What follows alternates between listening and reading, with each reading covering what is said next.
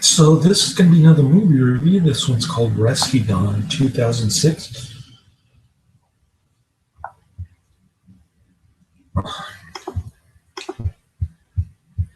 Starring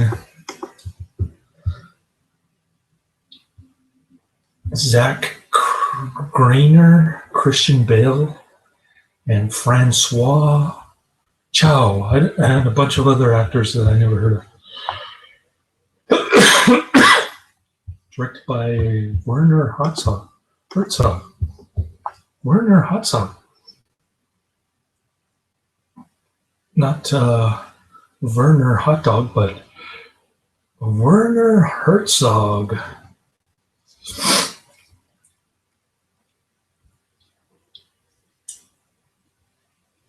This is going to be the follow-up to the documentary on Dieter Deckler.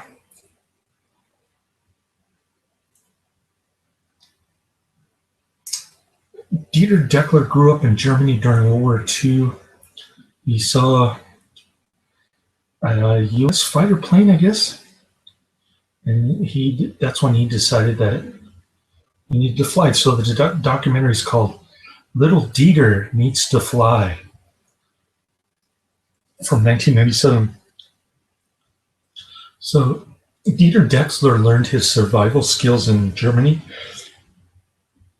and they came in handy during the prelude to the Vietnam War, where he plays a Black Ops Navy pilot. We finally get to see the whole story, not just bits and pieces of it like we did in the documentary. I was kind of surprised. I hated the documentary because I thought it over-glorified war in general. War and patriotism and whatever. Which is part of Herzog's shtick, I guess. He likes to promote these kind of unusual people. Anyways, I disliked it for that reason. I was just completely anti-war when I saw the documentary. It put me in a bad mood. Reminded me why wars are completely useless. This one's a little different, though, because in Hollywood, the typical war film is, oh, these guys are buddies, they're helping each other out, blah, blah, blah. Well, Dieter Deckler, six of his friends died out in the jungle in 1965 or whenever. So it wasn't all exactly the land of milk and honey in Laos and North Vietnam. So the story starts with a pretty abrupt and sudden plane crash. Dieter Deckler's plane gets shot, his wing falls off, and he finds himself stumbling around the jungle of Laos. Or is it the mountain area of Laos? I guess it's a mountain jungle area. Whatever. I've never been there, so I can't really say for sure. All I can say is that it's under communist rule, and it's ironic that the communists are calling the U.S. government corrupt. And they can't even figure out how to distribute food.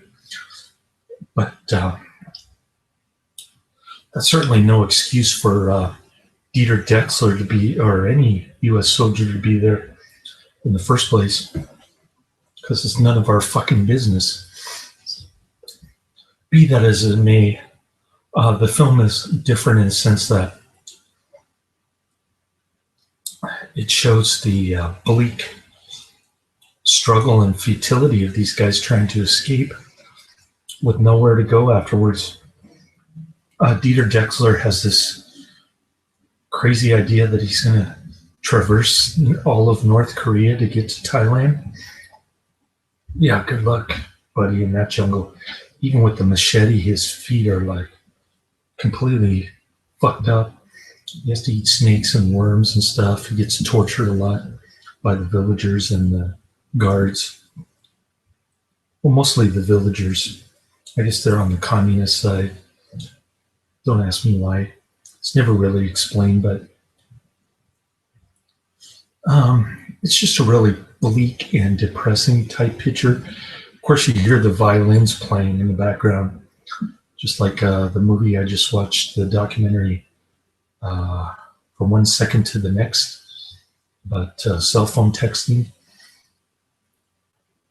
So there's that. But overall, a great war flick. I was impressed. I like how it veered from the traditional war plot of, the sanitized war.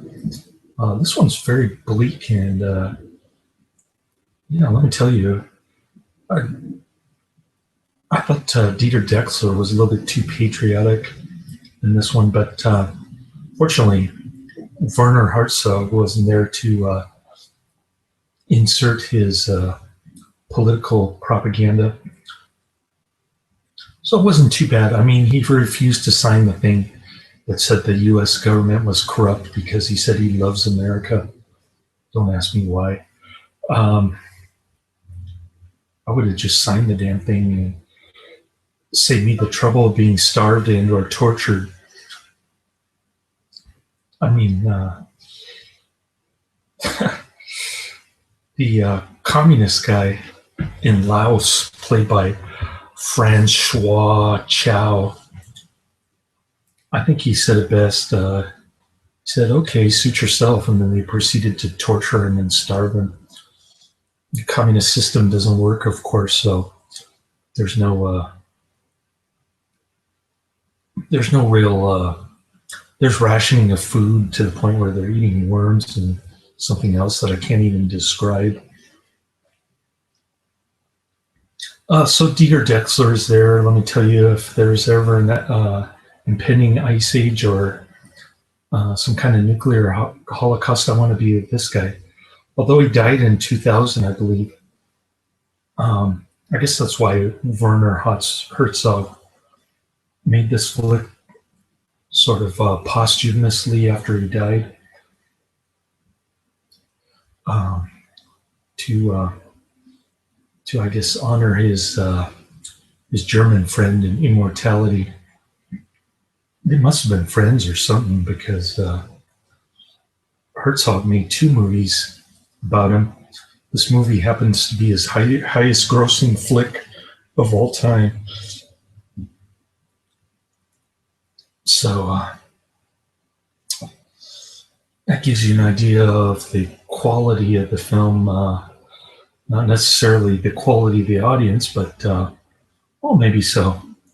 Anyways, Christian Bale does a great performance. He played Bruce Wayne, of course, in The Dark Knight, so it was nice to see him play the lead role with great skill and capability, whatnot.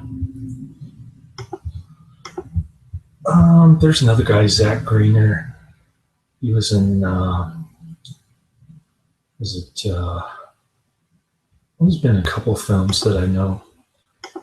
And then François Chau was in Beverly Hills Ninja. That's a pretty funny movie. Anyways, that's about it. That's the end of my review. Laters.